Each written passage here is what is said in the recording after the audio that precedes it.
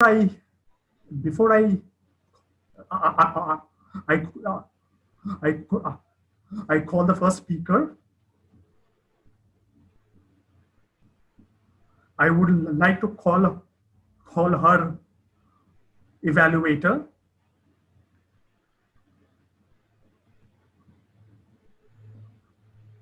Toastmaster Panna,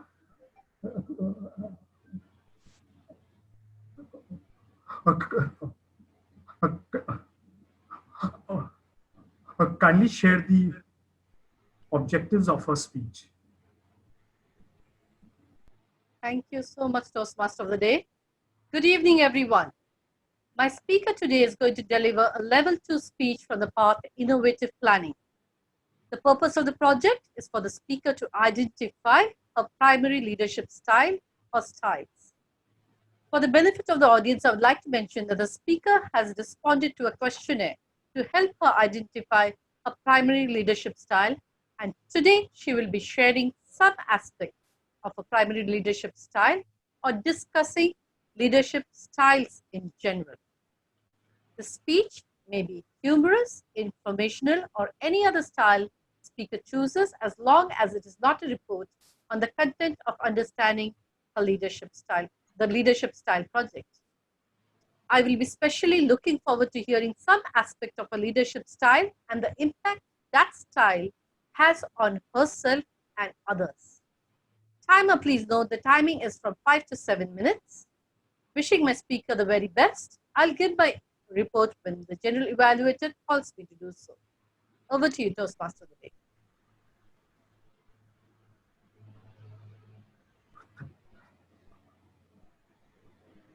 Thank you, Toastmaster Panna.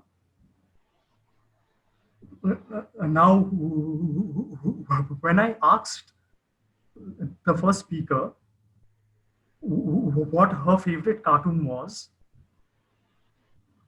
it was this fellow right here.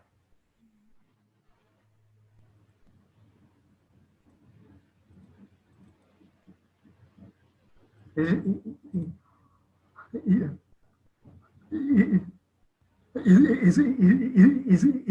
it visible?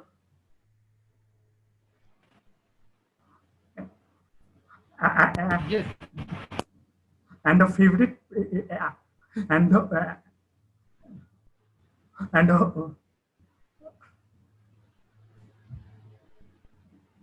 and her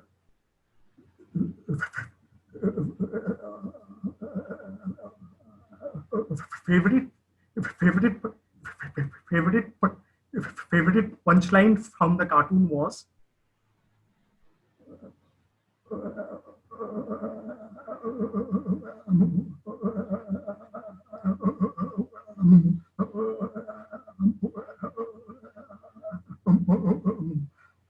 मुझे मुझे मुझे jail jail लंबी okay I should ask her to say it itself.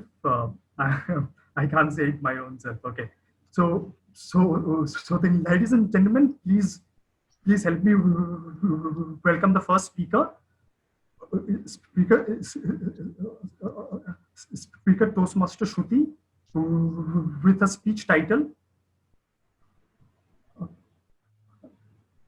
a commander or a leader. Over to you, Toastmaster Shruti. Before beginning, I just want to ask everyone, am I audible and visible? Okay. First of all, answering the TMOD's question about my favorite punchline, it is, मुझे लंबी टांगों वाली लड़कियां बहुत पसंद है. Well, that does not apply to me. But anyways, are you sure you want to watch the Docile movie about a certain politician highlighting their achievements, or just cruise through the lanes of Italy in the movie Letters to Juliet? Anything, Aisha. I'm fine with anything. You guys can decide. No, it's your party. Your house, you should decide. As I looked at four distraught faces at the sight of a political movie on a school night, I resorted to setting my remote to the pristine hotness of Christopher Egan. Good evening, fellow Toastmasters and dear guests which are present here. We have all been subjected to uncomfortable situations throughout our lives where we had to make decisions we were not prepared for. But it is these moments that help us to be who we are as human beings and help us in our future battles. Growing up, I wasn't a very bossy kid, and that is why I could never look up to myself as a leader. Because, according to me, a leader is someone who is very authoritative, compelling, and pressurizes everyone to do everything according to them. This completely changed when I was elected the head girl of my school in class 10. It was a whimsical feeling to be on top of everyone.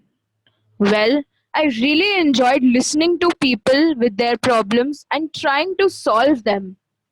But the major part which I enjoyed the most was brainstorming sessions in my annual excuse me in my for my annual school show. I was entrusted with the task of managing the entire show from introduction to speeches, performances, and distribution of awards. Well, considering the huge responsibility at my shoulders, of course, mistakes can be made.